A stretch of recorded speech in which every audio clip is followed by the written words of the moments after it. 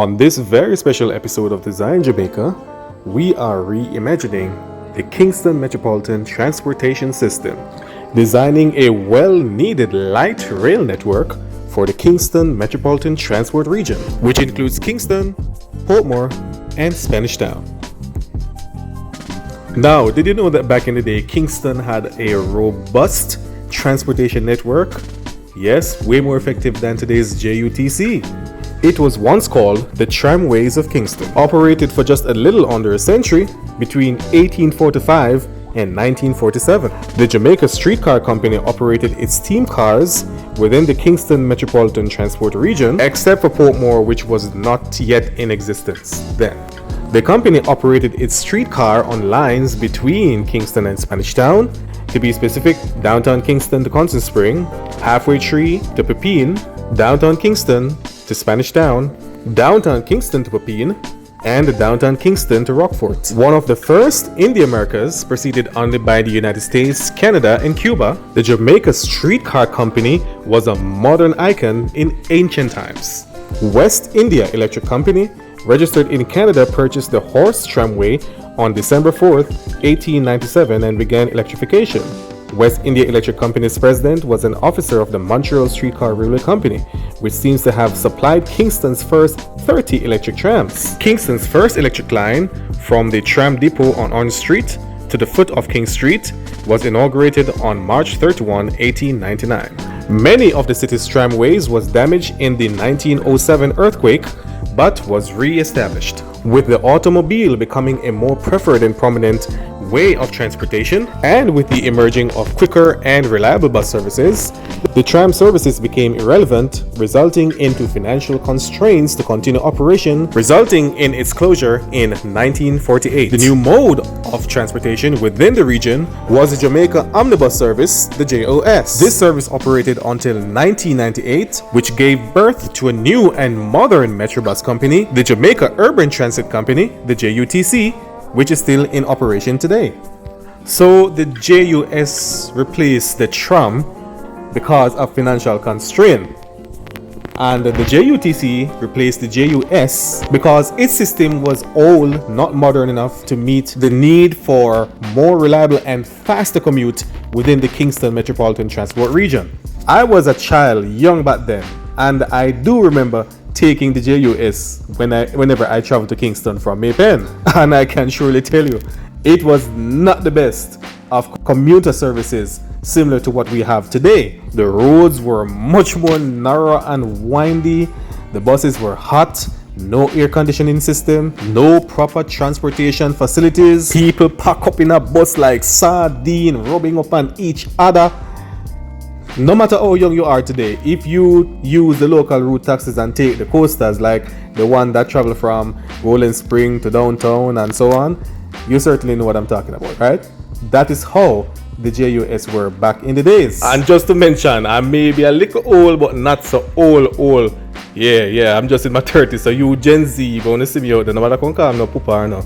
I'm not even yet a father, so no bother with the father thing and the poopa thing, is it? Anyway, moving on. Fast forward to 2024, and even though the Jamaica Urban Transit Company, the JUTC, came in like a savior to save us from the destructive, myriad, and unforgiving bus services of the JOS back in the days, it's like the JUTC is kinda back where the JUS was in the 90s and in the 80s. Yes, there are bigger buses and we have a better transportation system in terms of way better bus facilities. I mean, back then we did not have the Halfway Tree Transportation Center, things like that, and also the buses have ACs, they are much bigger, the roads are much wider, you are more likely to be seated than standing, and of course the elderly and the disabled are more accommodated. A modern and way better state-of-the-art system we have today compared to what we have in the days of the JUS. However, despite all this, due to a growing population, high gas prices, and the evolution and need for more high-tech state-of-the-art buses, and the bus parts becomes harder to get. As you know, they have to be imported and that costs a lot. The demand for faster and more reliable commute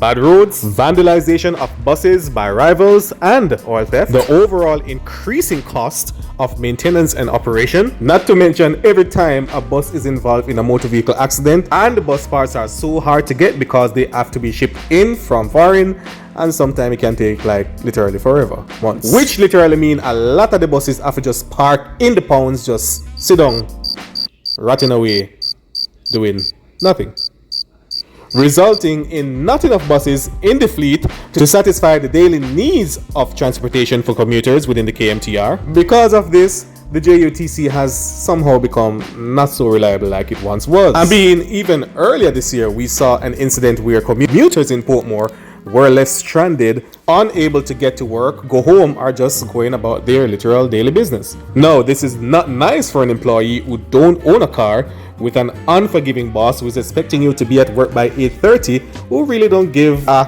damn about how you reach at work. Him just want to know, say you reach him on him job by 8:30 to do him work so that his company can be productive, right? Now, for those daily employable commuters who don't own a car, I'm sure would not understand what I'm talking about here. This get me to ask myself and ponder and wonder, what if we could bring back the tram? But better yet, a more modern and robust state-of-the-art transportation system for the KMTR.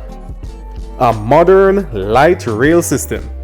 For the growing population of Kingston and St. Andrew and the St. Catherine, the JUTC is just no longer adequate enough to suffice the needs of commuters. Back in the days of the tram, the population within the KMTR was just under 500,000 residents. Today, it's over 1.5 million when you include Kingston with a population of just under a million, Portmore with a population of 102,000, and Spanish Town with a population of over 155,000. Plus, yet I still don't include suburbs like Central Village, Twickenham Park, Harbour View, Kintyre, Augustown, Red Hills, and the Golden Spring. All these places are also a part of the KMTR, which round off the population to 1.5 million. All of this, which I've just indicated, certainly narrows it down to show us that a second mode of modern transportation is well needed within the KMTR to suffice the needs of daily commuters. And of course, you want this one to be road free with a high volume of traffic, and of course increase commuter time getting in and out of the corporate area in a fast, efficient, and reliable manner.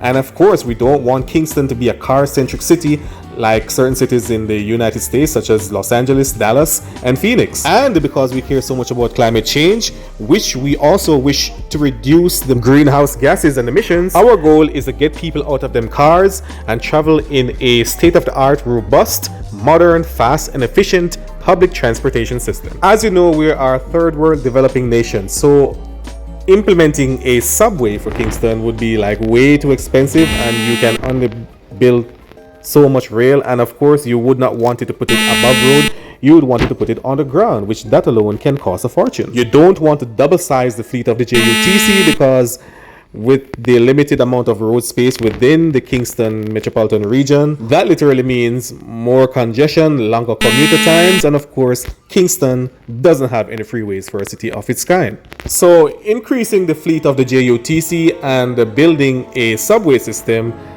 literally is a waste of time and a waste of money. Money we don't got. This leaves us with a light rail system. Yes, it's not cheap. It will cost us a pretty penny, but is way less expensive than building a subway, and in the long run increasing the fleet of the JUTC, as that is something that you will continue doing like every 2 years. As these new buses may be modern, state-of-the-art, and yes, more high-tech, but in real form they are less durable. So instead of doing that, why not just build a reliable light rail system, which in other cities across the world proves to be less expensive, reliable, fast, efficient, and are less prone to damage, which mean you would not have to replace a car like once every 20 years because those cars would be so durable that they would last that long. This light rail system will certainly not be built to replace the JUTC, but to reduce the strain and high demand of providing fast, reliable, and efficient mode of transportation within the KMTR. As you know, this channel is called Geography Joe Wade, and yes, if you reach this far, and so far this content is really digging your thoughts and interests, and you're really eager to find out more, why not just hit that subscribe button? Yeah, man. It's free. It won't cost you a penny, just like the light rail system. A joke. But please subscribe to this channel, guys. We want to grow it and provide more contents like these for you. So here we go. So living up to our name as Jamaica's #1 geography channel, we reimagine a proper and robust transportation system for the Kingston Metropolitan Transport Region with a light rail. So this is merely just my thought on what could be, as you know, the government really probably isn't interested in something like this, but as you know, this is an idea that even they themselves could really reimagine and give it some clear thoughts. So first, the name. Being that the bus system is currently called the Jamaica Urban Transit Company, the JUTC, this light rail network would certainly be called the Jamaica Light-Rail Transit, the JLRT, or for short, the Kingston Metro. On this map, it shows you that the lines would be color-coded. There would be 6 lines serving the region, starting from red to purple, serving the areas and hubs in which they are most essential. There would be a red line from Constant Spring to Greater Portmore, a blue line from Papine to Spanish Town, a yellow line from Bull Bay to 6 Miles or the 876 Industrial Zone, a green line from Barbican to Port Royal, an orange line from Halfway Tree to Red Hills, and a purple line from Spanish Town to Portmore. Now, to be realistic, this would take a great number of years to be built, to totally be built. All the lines would not be built at once. This would take at least 2 whole decades to be fully built. As you know, with financial constraints, and these things takes time. So we're not expecting everything to be on one go at once. It's gonna take some time, some pretty number of years, all right? But we could start out with at least 1 line first. And now it's 2024, so say the government should look into this and approve it. It would need, they would have to do land valuation and all these things. And so this, this would take a number of years before anything actually started physically. So say now it's 2024, I'm not expecting this project to say kick off until sometime around 2030. Now the route in which the JUTC seems to have its greatest demands and weakest operations is the route between Halfway Tree and Greater Portmore. If I can remember, this is a route where a lot of commuters are left stranded on a regular basis due to not enough buses being in the fleet and all these things. So if we should establish the first line, which would be the red line from Constant Spring to Greater Portmore, this is the line that I would start with first, between Halfway Tree and Greater Portmore, or at least Halfway Tree to Portmore. The main hub in Halfway Tree would of course be the Halfway Tree Transport Center, which would have to be converted to accommodate the light rail. Also, the streets leading from Halfway Tree all the way into downtown Kingston, of course, will have to be widened to accommodate both lines heading north and south. Halfway Tree is Jamaica's busiest commercial district, so it makes real sense to start here. This would be the first and only line within the system, so you would still need a bus to get around the city and the metropolitan area. So say if you're doing business in Crossroads and you want to get to Spanish Town, you could take the light rail from Crossroad into Halfway Tree and connect to your number 21 or 22 bus to Spanish Town. So beginning at the upper level of the Halfway Tree Transport Center, this red line would run along Constant Spring Road onto Halfway Tree Road south, with its first stop for Chelsea Avenue, then heading south, where it stopped for New Kingston and Kencott. The red line would then continue south along Halfway Tree Road, where it would make a stop at Eureka Avenue, and then continues to Crossroad, where you could connect with the future Green Line on Morsco Road.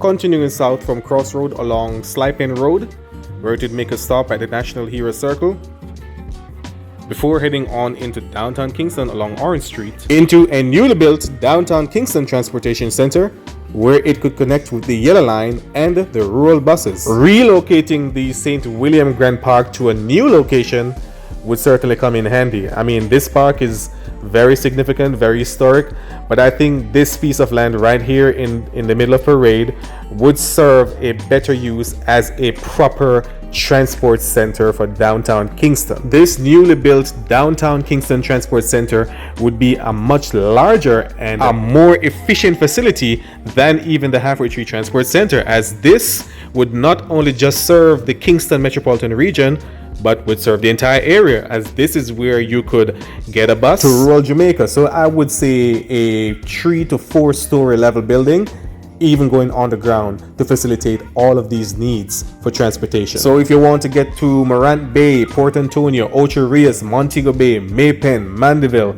even Sav, this is where you would come to. This is a central hub where you could connect from the light rail and the JUTC to rural buses that is heading to these other cities, replacing that outdated rural bus terminus on Darling Street, as that old and outdated bus terminus would not be able to connect to the light rail system. So that would need to be replaced with this brand new and modern transportation center in the heart of downtown Kingston. So I would say relocate the St. William Grand Park to somewhere else. I don't know where, but probably somewhere around the National Era Circle area, somewhere there. I think that area would be fit to replace the St. William Grand Park, but this prime area right here would be more fit for a proper and modern transportation center. Or they could make it a multi-recreational area by putting the transport center beneath the park. So they could go beneath it and cover it, put the transportation center below ground, cover it up, and put the park on top of it. They could do that. I mean, come on, people. We are thinking first world here, okay? Not third world. We're not going back.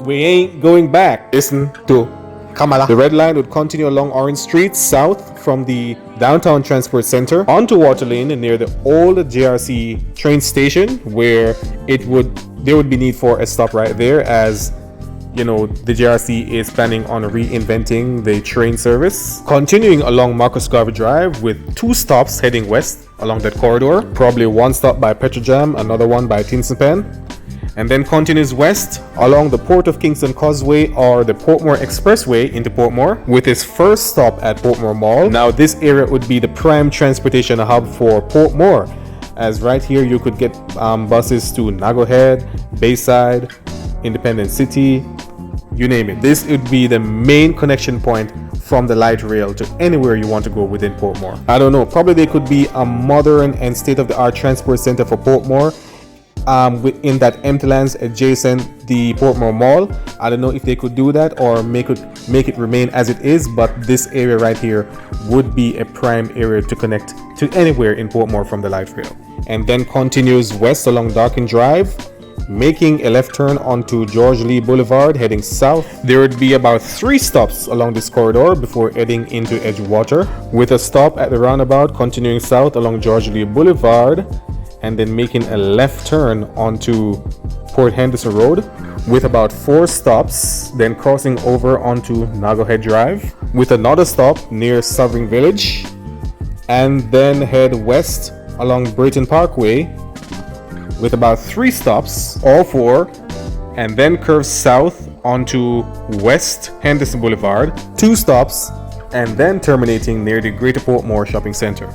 Now, if you're acquainted with Portmore, the roads there were designed for further widening as the population grows and the city gets wider and sprawls. So adding the light rail network along the streets within Portmore would not be such a hassle compared to those in Kingston, which would take a lot more land acquisition and relocating on a lot of things. Portmore is a modern city compared to Kingston with a better city planning, so which means that it's more accommodative to further development.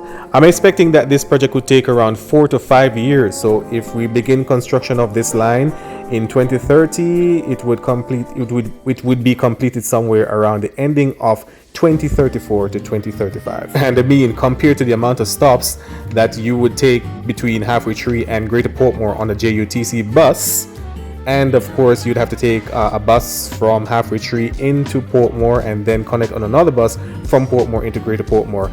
This would take you somewhere around 2 hours, 1.5 hours to 2 hours With the light rail, you would be on just one vehicle with just half the amount of stops on a JUTC bus from Halfway Tree to Greater Portmore and back. The light rail would cut travel time from 2 hours to just under 40 minutes. Game changer. And this would be phase 1 of the red line, as phase 2 from Halfway Tree to Constant Spring would come at a much later date. Now let's look at the blue line from Papine to Spanish Town. Now Hope Road and Old Hope Road are not very wide roads, so that means there would be a lot of land acquisition and some rerouting of some things and relocation of a lot of things in order to accommodate the light rail network along this corridor. Papine is not a very congested area, so I would say putting the terminus for Papine right along the Papine Square right here along Chandler's Place. And as you know, this is a major college district, as the University of the West Indies UWI and the University of Technology UTech are close by, so students easily be able to connect from their campuses to Halfway Tree and Spanish Town in record time. And then it would continue west along Old Hope Road with one stop for Hope Gardens and another for Jamaica College, then continues west along Old Hope Road into Ligonier Square. I would personally not want to put it at Matilda's Corner, but because we're going to have the green line intersecting this area with the blue line from Port Royal to Barbican, it makes sense to put it right at Matilda's Corner, so I'm going to say right here. The blue line would continue west along Hope Road with 2 stops, the first at the intersection with Dunhead Avenue and the other right opposite the Bob Marley Museum. And this stop would certainly be essential for tourists and students alike, as you know, everybody loves Bob Marley, so it would make better sense to put a stop right here in front of the museum.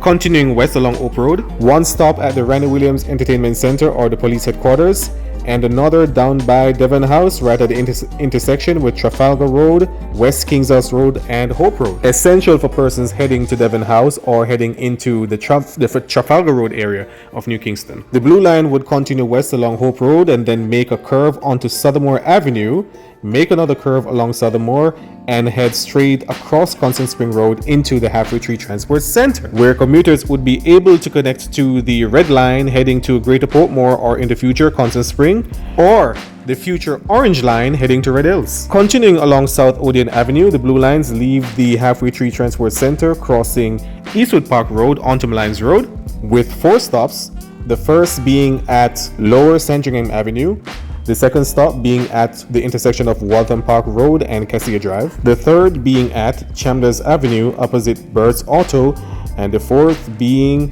where Malines Road intersects Washington Boulevard. The blue line would then continue west along Washington Boulevard with its first stop right in front of Boulevard Supercenter at the intersection of Ken Hill Drive, then continues west with another stop at the Duhaney Drive intersection, further west with the conjunction of Spanish Town Road and Mendel Highway. Right here at 6 miles, you would be able to connect with the yellow line heading from Bull Bay to the 876 Park, just not far away. And yes, even more importantly, to downtown Kingston via Spanish Town Road. The blue line leaves the city of Kingston, continuing west along Mandela Highway and heading into Ferry St. Catherine for its first stop right at Hydel, continuing west with another stop by the Municipal Boulevard intersection.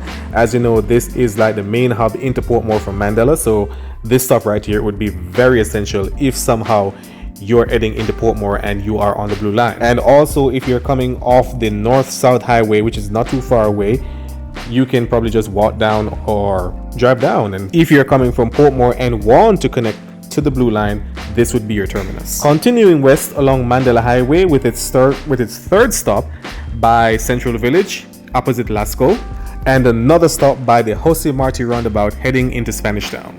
Very essential for the Jose Marti students, and if you're going to the RGD just across the road, this would be your terminus. From here, the blue line would continue west along Burke Road with its 5th stop from Halfway Tree just opposite the Progressive Grocers headquarters. Then continues west along Burke Road with another stop by the Slagoville Road intersection, heading west over the Rio Cobre with another stop opposite the Spanish Town Hospital at Barrett Street, and then head west along Burke Road with its final stop by the Sagicor Shopping Center, and then head west into the Spanish Town Transport Center, where you would be able to connect with the Purple Line heading to Portmore, as well as the rural buses and the JRC train. Areas along this route that would have to be retrofitted and be reconstructed to accommodate the Blue Line would be mostly parts of Old Hope Road and Hope Road, all of Malines Road. A special bridge for this line would have to be built over the Sandy Gully along Washington Boulevard.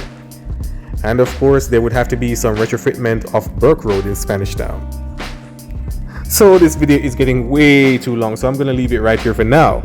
So there you see how the red line and the blue line, the two most essential lines within the JLIR network, getting these two lines up and operational first would certainly take a great ease off the Jamaica Urban Transport Company, the JUTC, serving these routes. And of course, if you're traveling between Papine and Spanish Town, this would roughly take you somewhere around 1.5 hours to 2 hours, just like Greater Portmore to Halfway Tree.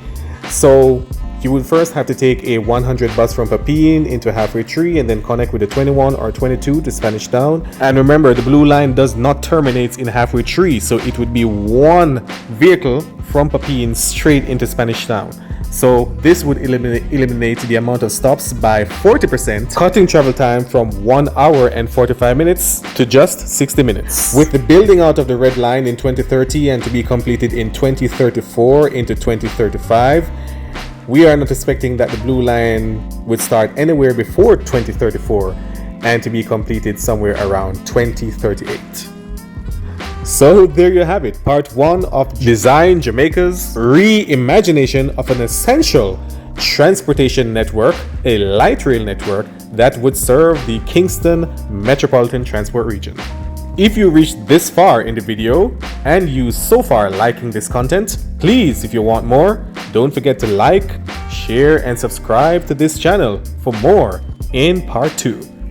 This has been Design Jamaica. Thank you for watching.